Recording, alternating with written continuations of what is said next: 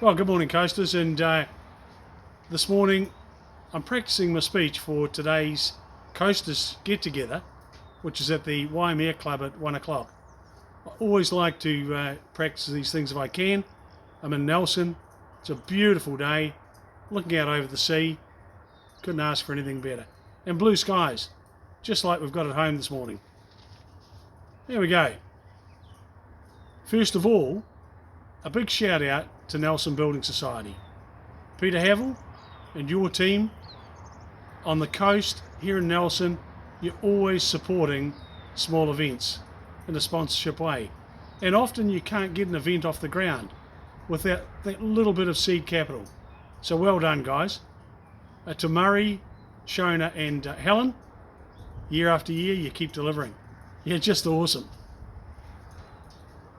I look around the room and hope that you've all had your COVID jab. That'll improve the chance of a number of you being here next year. It's really important. How's the coast going? I'm often asked.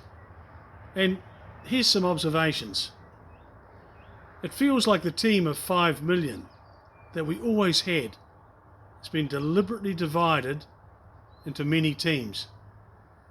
And that's a shame.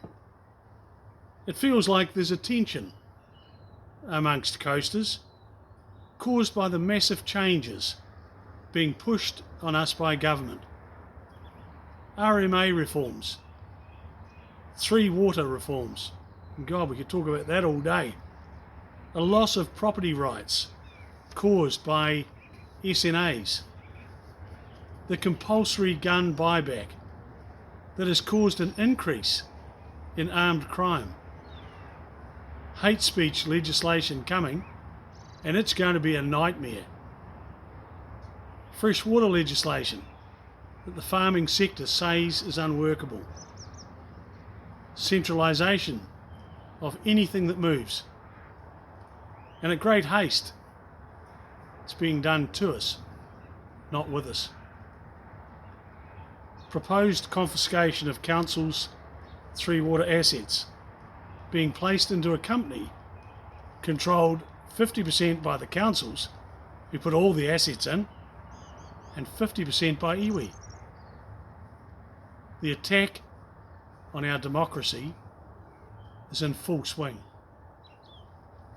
I love seeing the reaction when we question Wellington or any interest groups about statements they have made, and we attempt to focus them on our New Zealand democracy, where we're all equal and we all have one vote. It's the way it's always been. I have to say it amuses me as there's a common theme. If you don't agree with us, you're a denier, you're a racist, something similar. We've had floods on the coast, and recently a decent one in the Buller, and we always will have. And for millions of years, the climate has changed. It's been with us all of our lifetimes. But hilarious it may sound, if you make a statement like that, you are labelled a climate change denier. What does that mean? When we point out that there are 5 common law rights that we have in relation to private property that you own, being the right of possession, the right of control, the right of exclusion, the right to earn an income, and the right of disposition. And we suggest that those that want large tracts of private land protected for them without compensation should simply stay away. We're then labelled environmental terrorists. I say if you want it, New Zealand, and it's good enough to save, then it's good enough for New Zealand to pay for it. Pretty straightforward. 16.7% of our population is Maori in New Zealand, and we all get along great. And all New Zealanders have one vote.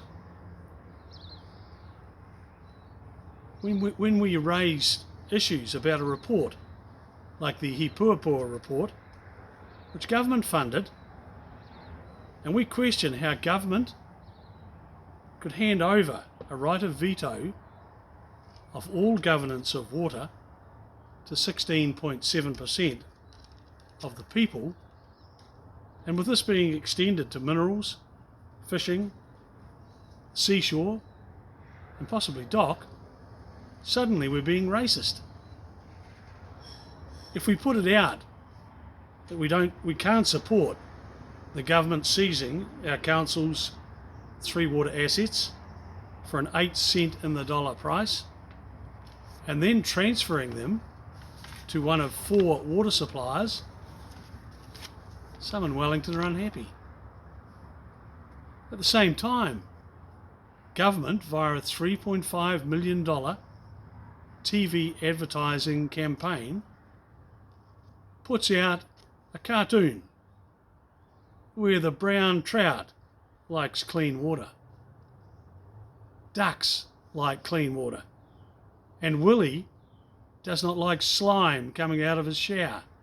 I wonder where the hell Willie lives.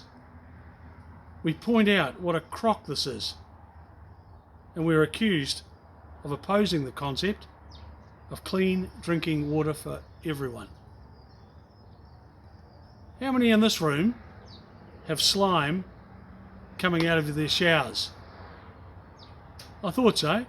Same on the coast, same in Auckland, same right around the country. So that's what we call a crock.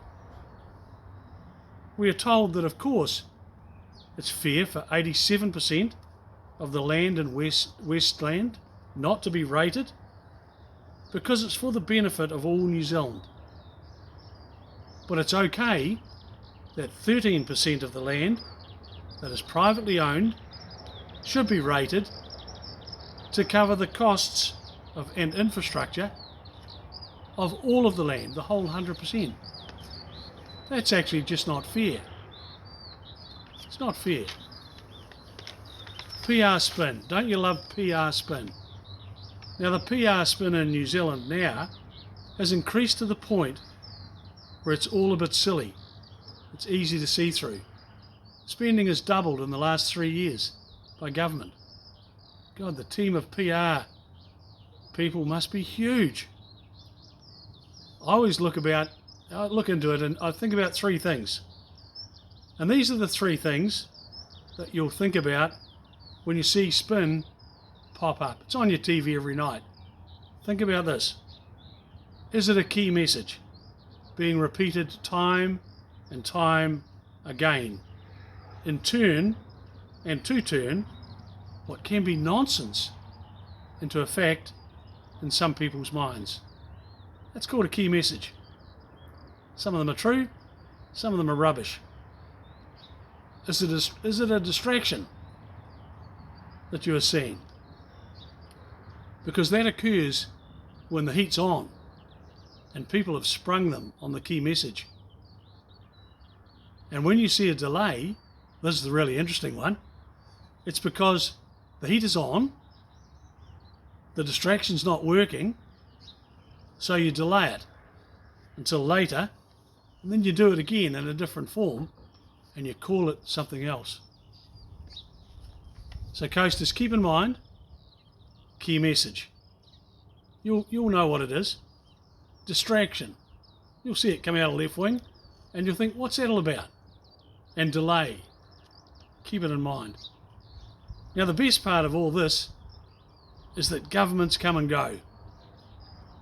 Bad legislation can be repealed, and you, the people, have the power. It's always great to catch up, coasters. Let's keep connected.